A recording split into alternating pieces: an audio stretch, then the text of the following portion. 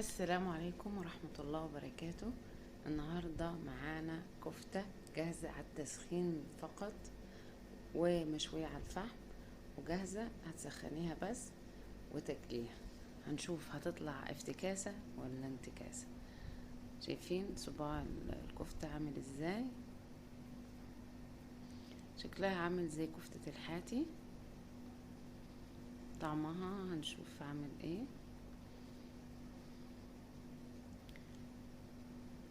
طعمها بالنسبة لانها جاهزة طعمها حلو، وكمان سعرها 150 جنيه، حوالي وزن كيلو.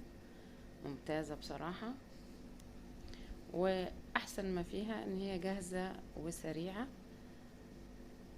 للاولاد في اي وقت تكوني مزنوقة فيه، راجعة من الشغل عايزة تعملي لهم اكل بسرعة. هي جاهزة على التسخين، حتى لو انت مش موجودة في البيت هما ممكن يعملوها. ادي الكيس زي ما انتوا شايفين حوالي وزن كيلو،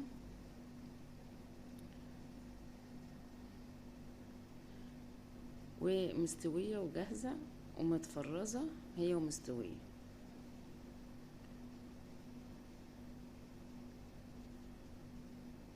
ادي شكلها قبل ما تسخن.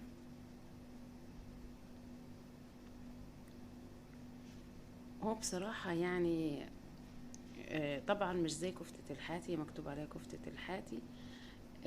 هي اقل شوية يعني في الجودة، بس برضو حلوة وشغالة، يعني طعمها كويس بالنسبة للأطفال هيحبوها جدا.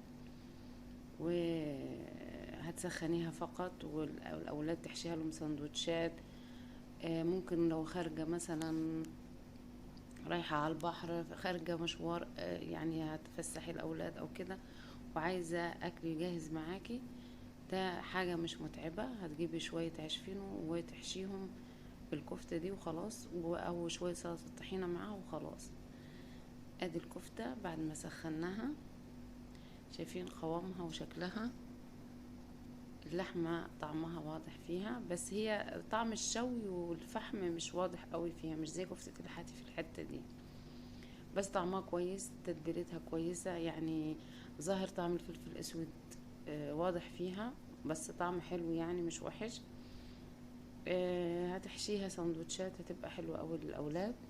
وبعدين يعني سعرها حنين جدا، يعني كيلو ب150 جنيه في الوقت ده، يعتبر كويس جدا. بس هي طبعا لا هي زي كفتة البيت ولا زي كفتة الحاتي، مختلفة شوية، بس طعمها كويس. ويعني لما تجيبيها من قال لآخر حلوة جدا مع الأولاد، وهتسعفك لو انت بتشتغلي. جنبها مكرونة مثلا في الغداء، شوية سلطة وخلاص على كده، أو شوية رز وسلطة. بصراحة يعني أجيبها تاني أو لأ؟ لأ أجيبها، هتنجدني في أي وقت. بس يعني مش لازم أجيبها كل شوية أو كتير، بس من قال لآخر يعني. جربوها وهتدعوا.